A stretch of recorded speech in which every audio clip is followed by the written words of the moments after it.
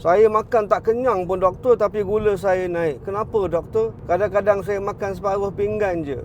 Kenapa berat badan saya tak turun? Kenapa saya tak boleh kawal kadar gula saya? Ramai orang tak faham apa kesan pemakanan kepada badan dia orang sendiri. Sebab memang susah, memang payah. Lain orang, sistem penghadaman, metabolisme memang lain. Ada orang boleh makan nasi separuh pinggan, gula tak naik sangat. Ada orang makan nasi segenggam je gula naik. Ada orang makan setengah-setengah roti, gula tak naik, boleh lose weight. Kebanyakan orang makan tepung gandum, gula naik mencanak. Kadang-kadang benda yang kita makan tak manis pun, tak ada pun tambah gula. Tetapi naturally memang ada banyak gula yang sebati dalam tu. Jadi bila makan naik tinggi, contohnya roti, contohnya biskut, contohnya mi kan, memang banyak gula sebab dibuat daripada tepung gandum. Jadi orang buntu nak cek gula setiap 1 jam lepas makan, tiap hari payah. Tapi sekarang dah senang, kita ada CGM, kita ada continuous blood glucose monitoring device. Ada alat yang bentuk dia besar, dia macam shilling 20 sen je. Tepek dekat lengan belakang kau, dia akan monitor blood sugar kau berterusan continuous selama 2 minggu. Kau bayanglah, tak payah cocok dekat jari kau. Kau pasang alat tu, dia akan hantar bacaan gula kau continuous berterusan melalui Bluetooth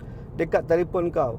Jadi kau boleh tahu apa jadi dengan setiap pemakanan, apa kesan dia.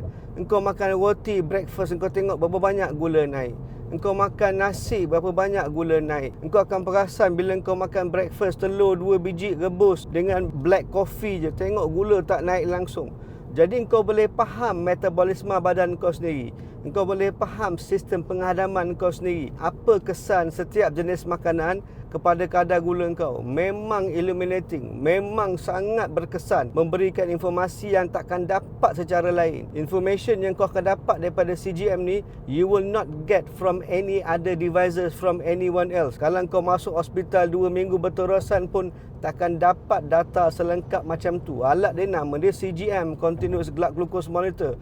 Dan yang interestingnya, benda ni, alat ni bukan untuk orang yang ada kencing manis je. Orang-orang yang ada borderline kencing manis, ada metabolic syndrome, kalau badan tergemuk sikit, perut terbuncit sikit, tidur berdengkur, leher kau gemuk sikit, macam orang ada metabolic syndrome ataupun insulin resistant, nak reverse dengan pemakanan, memang baik pakai alat tu. Sebab dia akan bagi tahu kau apa kesan setiap jenis makanan kepada badan kau. Alat tu tahan 2 minggu. Jadi dalam masa 2 minggu kau ada eksperimen pelbagai jenis makanan. Jadi kau tahu the next time, kalau kau tak pakai pun CGM tu, kau tahu apa akan jadi kepada badan kau kalau makan benda-benda macam ni. Benda ni sangat penting, sangat berguna. Kegunaan dia, faedah dia jauh lebih tinggi daripada alat oxygen saturation. Dan bagi saya sebagai doktor jantung, alat ni lagi penting, lagi baik daripada smartwatch yang monitor nadi jantung 24/7, yang bagi orang panik. Sikit-sikit harit naik, harit turun, turun panik, jumpa doktor. CGM is one of the most important devices that I have come across in my life, in my career, to improve patient health.